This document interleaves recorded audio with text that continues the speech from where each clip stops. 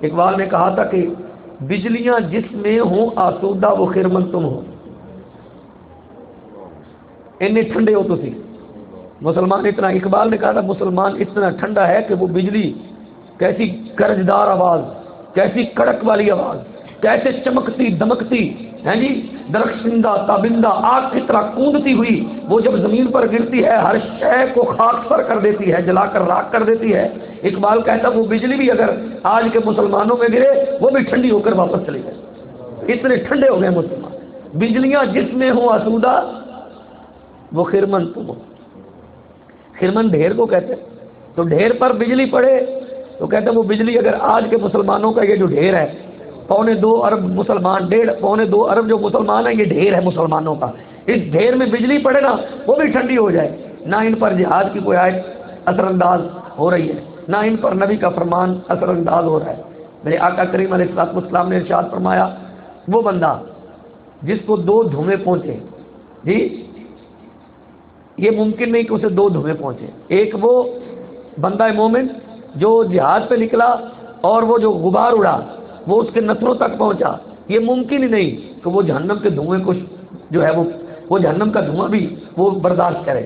میرے آقا نے فرمایا وہ جہنم کا دھواں پھر برداشت نہیں کرے گا، دنیا کے اندر جہاد کی راہ پہ چلتے ہوئے جو اس نے دھواں اپنے نتنوں تک محسوس کر لیا ہے اب جہنم کا دھواں اسے کچھ نہیں کہے گا، میرے آقا گارنٹی دے رہے ہیں۔ اور یہاں امت مسلمہ کے جملہ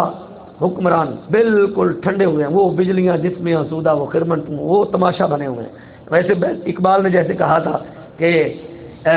غضب ہے سطر قرآن کو چلیپا کر دیا تو نے، زمین کیا آسماں بھی تیری کج بینی پہ روتا ہے، زمین کیا آسماں بھی تیری کج بینی پہ روتا ہے، غضب ہے کہ سطر قرآن کو چلیپا کر دیا تو نے۔ اقبال کہتے ہیں کہ تیری کج روی تیری کج بینی کیا کسے کہتے ہیں؟ کج بینی کا مطلب کیا ہے کہ سیدھی نظر سے کسی شے کو نہ دیکھنا، حقیقت کی نظر سے نہ دیکھنا، کج بینی کا یہ مطلب ہے کہ ایک شے کو بالکل جناب والا ترچھی نظر سے دیکھتے ہوئے سر پہ نظر کرتے ہوئے گزر جانا اور کہنا چلے یہ تو معمول کی بات ہے۔ اس پر اقبال کہتے ہیں سارا کچھ نظر آ رہا ہے، یہ بھی سمجھ آ رہا ہے کہ یہ صرف فلسطین نہیں پٹ رہا، کل پاکستان بھی پٹ سکتا ہے، یہ نظر آ رہا ہے۔ ہم نے شام کو پٹتے ہوئے روتے ہوئے سسکتے ہوئے دیکھا تو کہا یہ تو شام کا مسئلہ ہے، پھر یمن پر بمباری کی گئی، ہم نے کہا یہ یمنیوں کا مسئلہ ہے، عراق کو ٹوٹ پھوٹ کا شکار دیکھا، ہم نے کہا یہ تو جناب والا عراقیوں کا مسئلہ ہے۔ اب نہ وہ 11ویں والا پیر یاد آیا، 11ویں مناتے رہے ہم، 11ویں والے پیر کی 11ویں مناتے رہے اور 11ویں والے پیر کے دائیں بائیں مزار پر راکٹ اور میزائل گرتے رہے اور جناب والا گنبد پر گولیاں چلتی رہی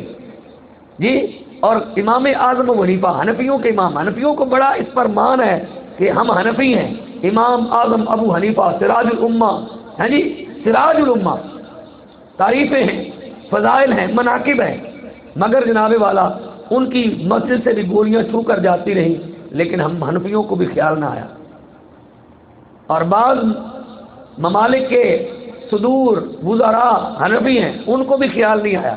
نمازیں حنفیوں والی پڑھتے ہیں مگر امام اعظم ابو حنیفہ کی خبر نہ ہو سکی۔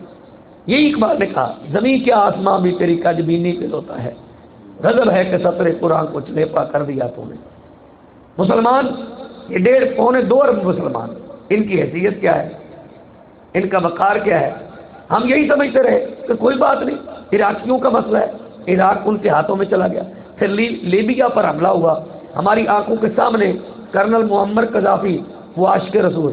ہاں جی، وہ مصطفیٰ کریم علیہ السلام کی بارگاہ میں درود پاک پیش کرنے والا، وہ 12 دن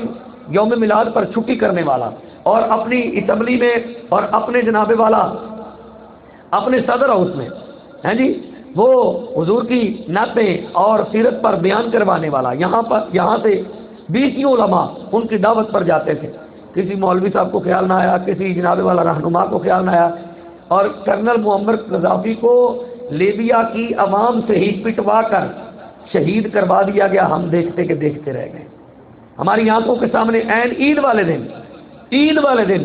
صدر صدام حسین، سید صدام حسین کو سولی پہ لٹکا دیا گیا، ہم نے کہا یہ تو عراقیوں کا صدر ہے،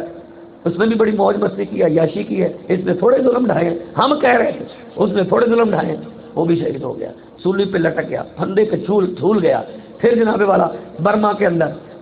اندر کیا ہوا جی؟ وہ مناظر خدا کی قسم دیکھے نہیں جاتے، عورتوں کے پستان کاٹے گئے، چھاتیاں کاٹے گئی، اور جیسے قربانی پر آپ لکڑ کی منڈی پر آپ گوشت بناتے ہیں بکرے کا، ایسے مسلمانوں کے گوشت کو جناب والا ہے سرما بنایا گیا، ان کا جناب والا ٹکا بوٹی بنایا گیا، اور پھر بچوں کو، چھوٹے چھوٹے شیرخوار بچوں کو دونوں ٹانگوں سے پکڑ کر یوں چیرا گیا، اس طرح تو کوئی حیوان بھی نہیں کرتا، اس طرح تو درندے بھی نہیں کرتے، لیکن وہ اقوام متحدہ کے چارٹر میں آج وہ صوبی صاحب ہیں، وہ منصف ہیں جی، اور مسلمان کیا ہیں؟ مسلمان دہشت گرد ہیں۔ ہم نے اپنے ملک سے اپنے بچے، اپنی بچیاں ان کے حوالے کر دی، ہم نے اجمل قاسم جیسے بندے کو ان کے حوالے کر دیا، عافیہ صدیقی کو ان کے حوالے خود کر دیا، اور ان کے بدلے میں ہمارے حکمرانوں نے پیسے لیے، اور پھر کبھی مطالبہ تک نہ کیا،